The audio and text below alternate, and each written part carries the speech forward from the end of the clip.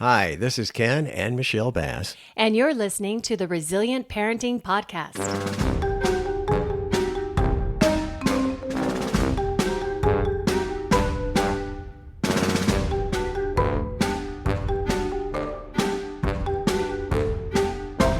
Okay, for this episode, we're going on a road trip. Road trip. Are we there yet? Virtually. But someday. Yes, definitely. You know, after we recorded, I found out from Roger Sherman, the executive director of the Idaho Children's Trust Fund, that our who we interviewed does dad jokes. We completely missed out on How dad jokes. shameful. Dad jokes? Who would stoop to dad jokes? I don't know, Ken Bass. I don't know. It's a mystery. So you know what? Of course, I'm like, I have an idea. You want to hear my idea? Do you want to hear my dad joke? I hear them all the time. Well, maybe I don't want to hear ideas either. My idea is that we have an episode where it's all about funny dad stories and dad jokes. But no pointing. That was one of our only rules when we got married. Yeah. Oh, no, that was laughing and not pointing. Right. Got that. So no dad jokes on this episode, but a lot of great information coming up.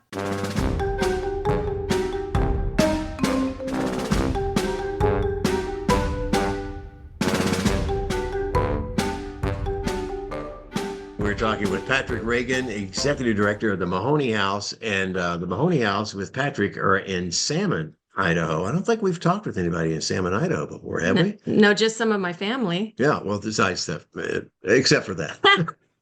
Welcome to our podcast. Well, thank you. It is a pleasure to be here. Yeah, here from Salmon, Idaho. There aren't a lot of us to talk to up here, so I'm pleased to be the first. Well, tell us a little bit about the Mahoney House.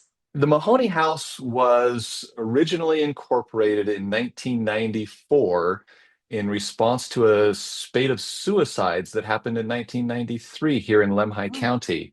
Fast forward a little bit, and in 2001, we were able to receive some grant funding and purchase the current location of the Mahoney House, which was previously owned by the Mahoneys. We're a great family here in Salmon, and in honor of them, it was named the Mahoney House. That was 2001, became a 501c3 then.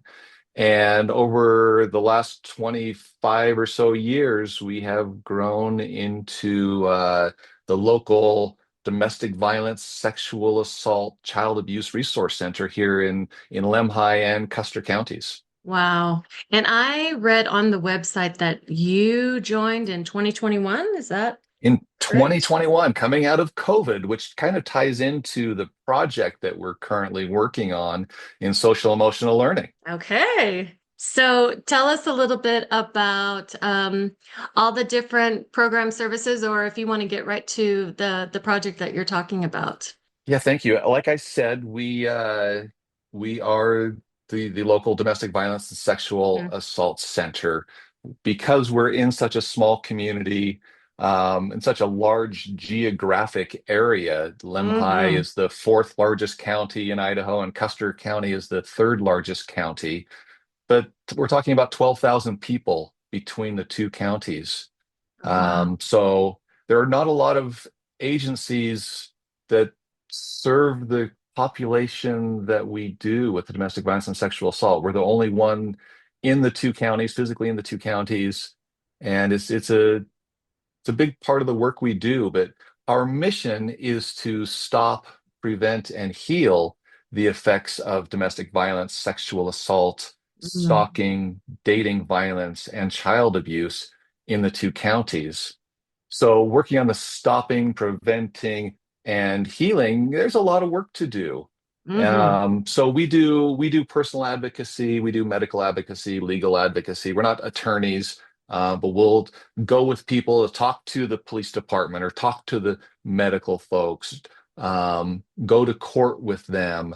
We are also working on becoming a child advocacy center. So all of us are trained forensic interviewers. So if a child experiences either personally or as a witness to abuse or neglect, we We work closely with prosecution, with child protective services, with law enforcement, um, to get the story from the child of what happened.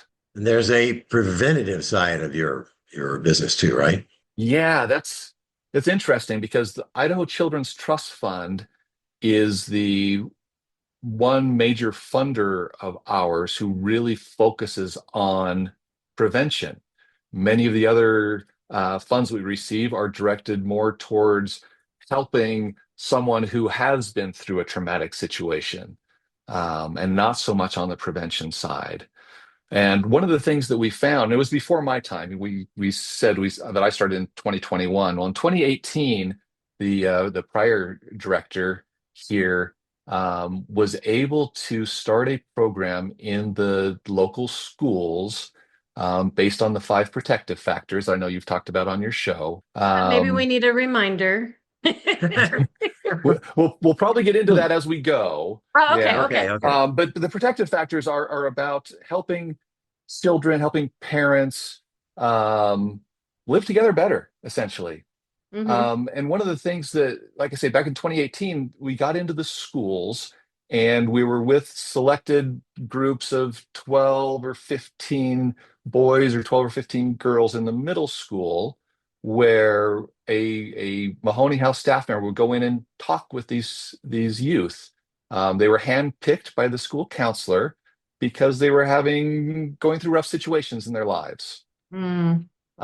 So we were in the schools for a couple of years, and then COVID happened, and Hmm. we could no longer go into the schools. Because of that, we started doing some videos on social media to hopefully reach the kids during the COVID period. And then Hmm. when I joined in the summer of 2021, we were looking at getting back into the schools.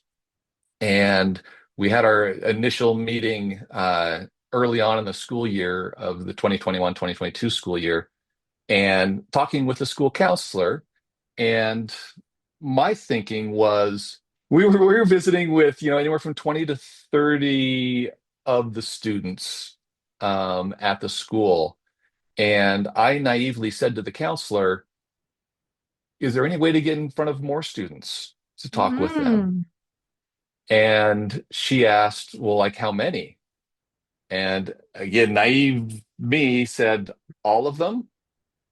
And she was like, oh, let's talk to the principal. And we went and talked to the principal right away. And they thought it was a great idea. And so in the middle school now, we get in front of all of the students Oh, and wow. are teaching social emotional learning.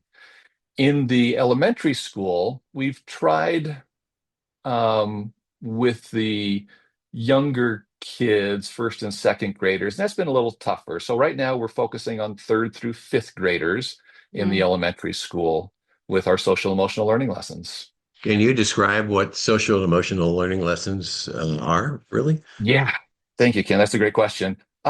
Social emotional learning, it's a lot of things, but mainly we're teaching things like self-awareness, self-management, social awareness, relationship skills, and responsible decision making. Mm. In the end, to try to bring a sense of connectedness into people's lives.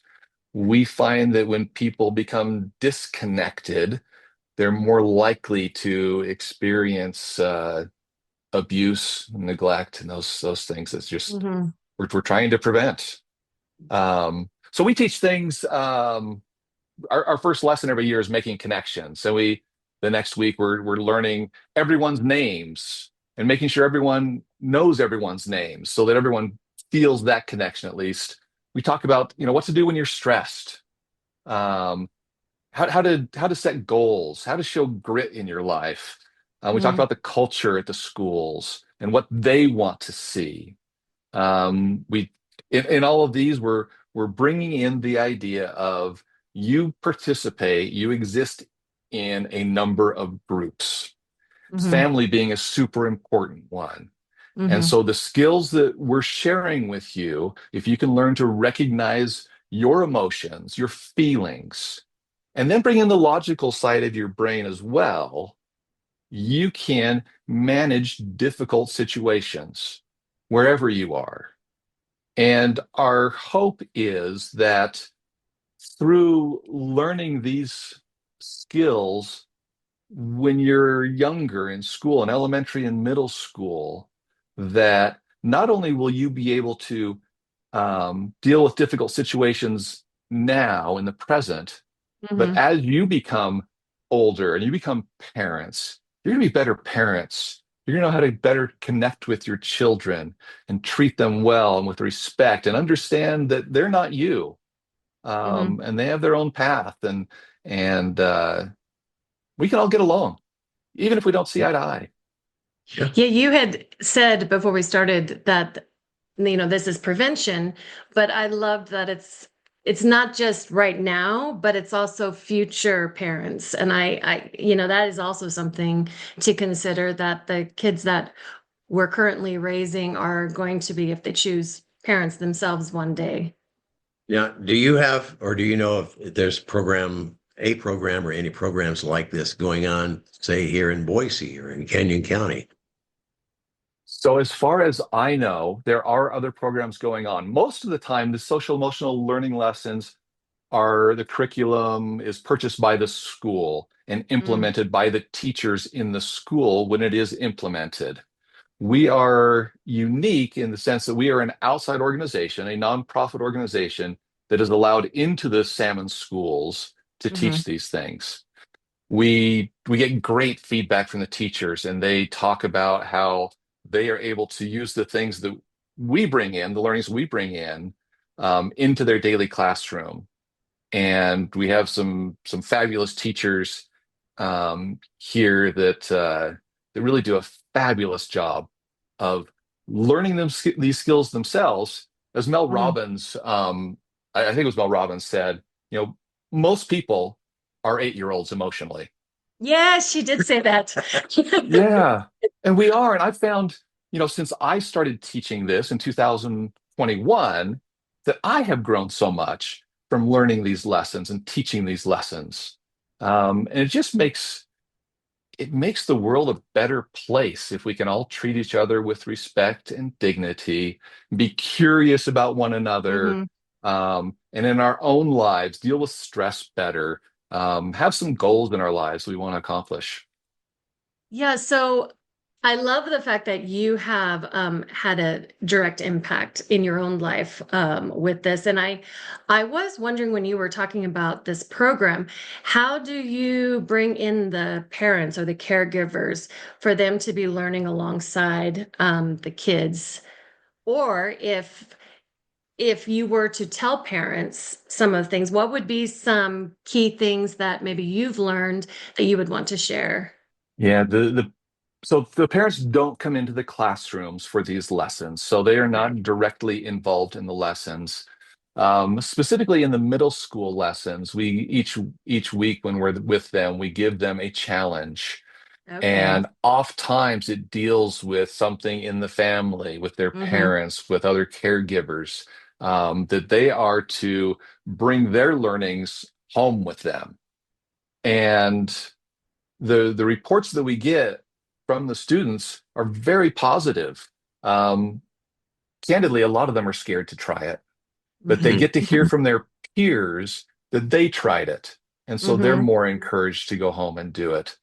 The other thing that we found, we work with the adult populations as well, and especially those who have gone through really traumatic situations, and a lot of times Mm-hmm. they deal with families, that we are able to, because we've been teaching now for 3, 4 years, these lessons, we're able to teach these skills to adults who are in some form of crisis, Mm-hmm. and bring hopefully some sense of normalcy to their life. But Mm-hmm. that's one of the really hard things when you've gone through a traumatic situation, is if you don't have community that you can rely on and trust, because maybe their social level or their emotional level is not super mature. Maybe they're in Mm-hmm. that eighth grade stage. Um, that learning these skills of social emotional learning just can make a tremendous difference in families. We've we've also started some book or a book club and gone over some books with adults in the community, and we're always tying these lessons back in. For us as a staff, we've got 5 people here at the Mahoney House. We Mhm. apply these lessons to ourselves and to our own families as well. So every time you talk about something, I think of like two other questions. So first off, I'd love to know some of the books that are in your book club, and we can add that to the show notes if there's Okay. some books out there, because I know there's probably listeners that are like, tell us what you're reading. The other thing is you talked about the social aspect and how important that is, which we all know is important. And then you also, in the very beginning, mentioned how spread out everyone is. And so, how have you overcome, or maybe you haven't, but being able to find connection when you're isolated geographically? The geographical dispersion of our community can make things really difficult for people. Mhm. What we find is that some people will move here because they want to be isolated, and sometimes not for the best reasons, unfortunately. Uh, but we try to do what we can to bring the community together with different events, a gala. We twice a year we do a spud fundraiser where we bake 500 or 600 potatoes, and the community donates, and it's a grand old time. It's a tradition that was started well Mm. before my time. Is that Um, BYOB? Bring your own butter? Okay, sorry. very, That's very my good. contribution. Thank you. Thanks, Ken. Um, Okay. The other thing is the schools are gathering places for all these students from spread from far and wide throughout the county. And so we do a lot with the school to to really develop relationships. And maybe one of the best things that I should say about the social emotional learning program is I know you've talked about ACEs, adverse childhood experiences, on your program, and how a trusted adult can make a big difference in a child's Mhm. life, someone who's gone through adverse situations. And we are able to present ourselves as trusted adults. Mhm. And it's really gratifying when we walk into the school and the students are saying, "Hi, Patrick. Hi, Pam. Hi, Mal.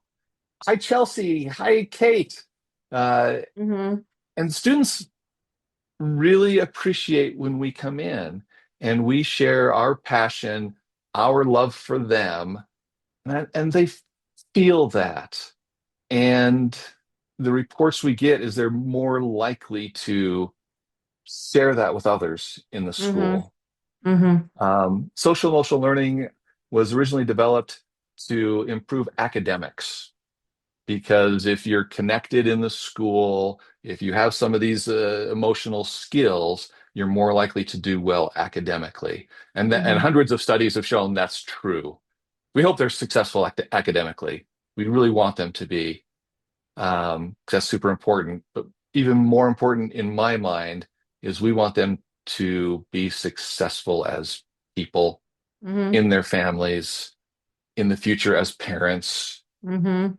and we we we hope we bring a little piece of happiness into the children's lives each day, and it's something that they can share in their families with their parents, and Right. as they become parents. Mhm. Okay, let's talk about being a parent really quickly here. And Okay. as far as you go, you've definitely uh, qualified. Wait, I wait, wait. probably qualify. Yeah. So I just have to say this one part. So when you go on the website, you'll see this as well in your bio. Mm. It says that you have 11 children. That's 1 1. 11 children, and they're all boys except for 9. My, That is my correct. question That's is, how many bathrooms do you have? Yeah, never enough bathrooms. At this point, most of them are grown and have moved out. I've still got 2 at home, Oh, a wow. senior Okay. senior and an 8th grader. The oldest is 35, youngest is 14. Wow. All those questions. One set of twins in there. Uh, these are things, these skills, these social emotional skills are things that I don't know that I was great at when I was younger. And I, kind of followed my parents like most of us do and kind of Mhm. start raising our children the way that we were raised. And we learn Mm. things along the way. But I like to think that having so many children, I'm sorry to the younger one or the older ones now, they got my practice years. These social emotional learning lessons have been super helpful for me with the Mhm. children as they've grown and they've still been in the home. But it also helps with older children as I interact with them, and with grandchildren, and respecting them and being a lot less judgy of their Mhm. situations, Mm. being a lot more accepting of the decisions they make and letting them find their own paths and supporting them and all the marvelous, wonderful, wacky things they do. I love that. So tell us about how folks that are listening can help. I did see that on your page you have a an Amazon wish list. Is there, how do you get your funding and how can folks help? Yeah, thank you. Yeah, donations are sorely needed. We live in a resource poor community.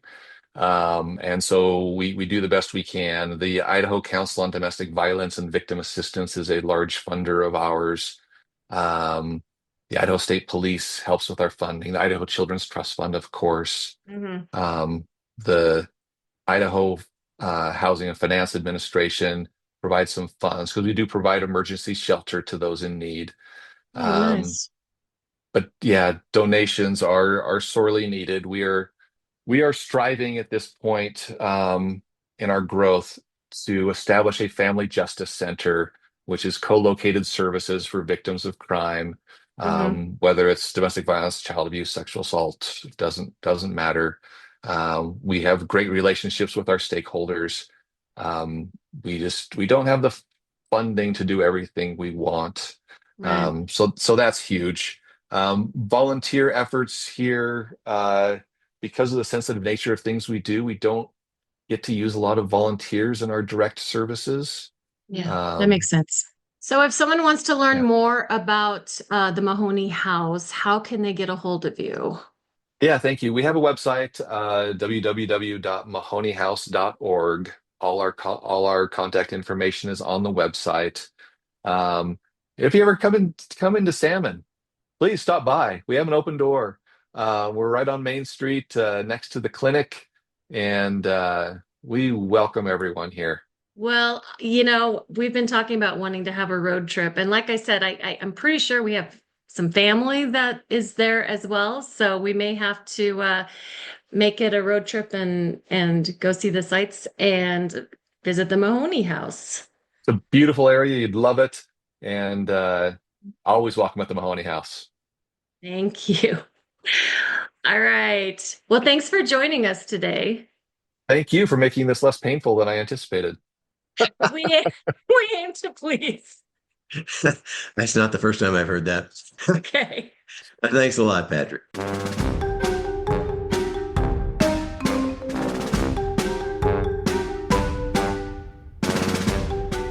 This podcast is brought to you by the Idaho Children's Trust Fund.